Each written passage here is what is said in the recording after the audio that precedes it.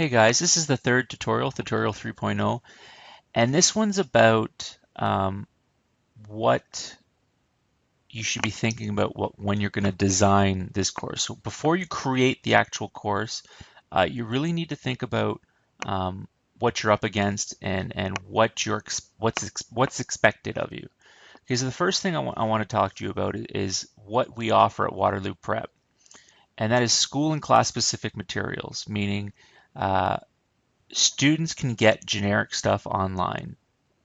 Simple as that, for free. So for them to pay money for them to read and listen to generic stuff that they already know or they can get their hands on for free uh, is not something they'll appreciate.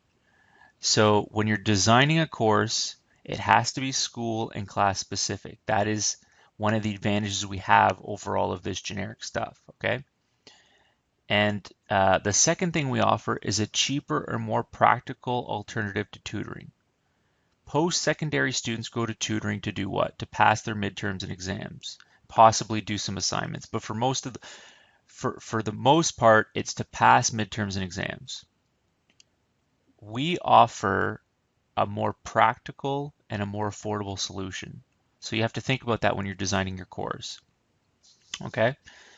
That is one of the competitive advantages we have over tutoring, period. Okay, so what do students expect? So I've actually talked to students, I've talked to other companies, and all of the students expect the same things. They expect intense but structured test preparation. So they don't want to waste their time. They're going to this test prep or they're participating in your test prep course. They have 8 hours. They want the best bang for their buck. They don't want to waste their time. So you are going to create a very a very intense, very practical course. Okay. They expect old exams and tests. Um, if they're shelling out a lot of money for this, they expect to see an advantage. They expect to get an advantage over other people, and they see old exams as tests as a huge advantage.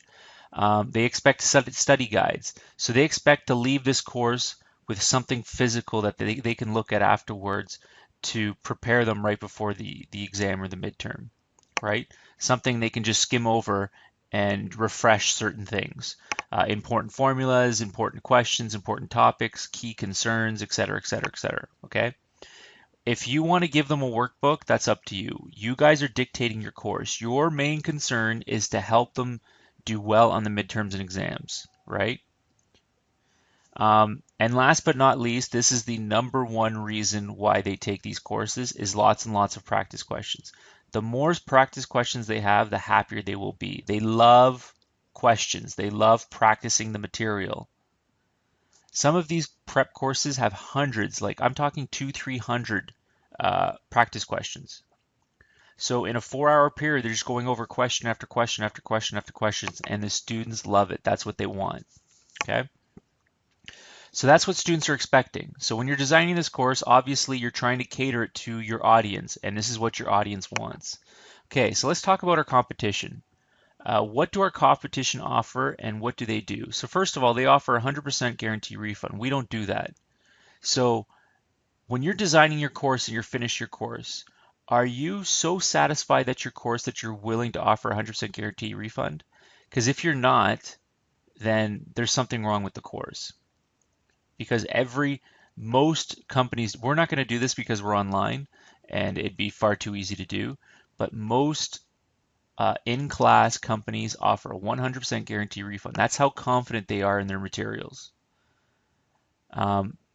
They offer past tests and exams from the last 5+ years. Some offer it for the last 10 years. Most of their instructors are PhD, masters, or even MDs. Very few undergraduates. Very in-depth study guides that they get to keep with them.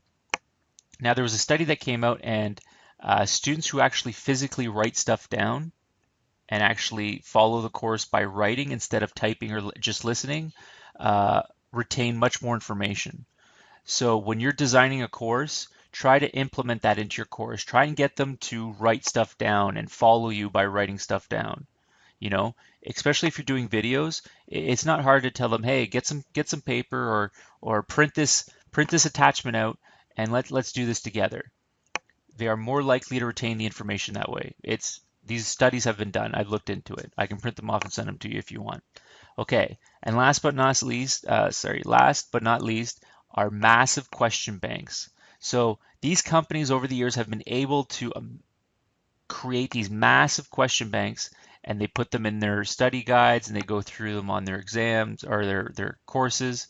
And so they have a real advantage over us because they've been able to basically go and find these and then every year just keep collecting more and more questions. So um, just because they're more established doesn't mean students are better off with them. We can develop those things, and over time, we can create massive question banks. And because we have them in databases, we don't have to print them off, and we don't have to do anything, and everything's interactive. We can create in-depth study guides. We have advantages, and that's what I'm going to go over right now. We have competitive advantages over those who are doing it in class. Okay, we have convenience, so they can do it over the computer, the phone, or tablet. It's an optimized platform, so it shrinks down on your phone and it optimizes it so that it's not like you're looking at it from a computer. It actually changes the platform so that way it fits the phone better. Okay, we're more affordable. They charge $80 plus for midterm and $100 plus for the exam.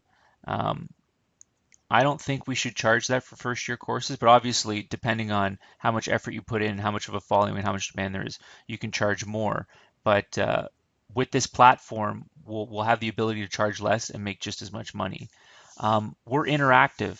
So we have tests that are interactive. You can put them in a real mock midterm or exam type setting with a timer. You can prepare them more that way. Um, we have videos, we have you can put attachments, you can put videos, you can put audio, podcasts. So there's so many tools you can put to change it up and help them learn. They're not just going to sit in front of a whiteboard all day and listen to stuff. They can download stuff, they can watch stuff, they can listen to stuff, they can do tests in the middle. Okay, we're more simplistic. Let's be honest. They register their account. They edit their profile if they want. They buy the course and then they take the course right there. They can stop when they want, do it. They just have to follow the prompts. And we're trending. So we're an online course. Kids love the internet. They love their computers. They love their phones. They want to be able to do everything from their phones. So we have that advantage. They can go and study from their phone. They can study from at home. It really doesn't matter. So we have that advantage that what we're doing is a trending business. We're going online, which is the right thing to do. So I just wanted to share those things before you start developing your course and creating the course because um, generic courses are not going to do well in the reviews. I'm going to tell you that right now. Students have access to generic course materials already, free of charge. So for them to pay for generic material, it will just offend them. So if you have any questions about this or you have any questions about designing your course, what to put in it, just send me an email. And like I said, the next one's going to show you how to create a course. And then after that, we'll start editing the course and editing units. And with this platform, you'll be able to create a phenomenal course, believe me. Thank you.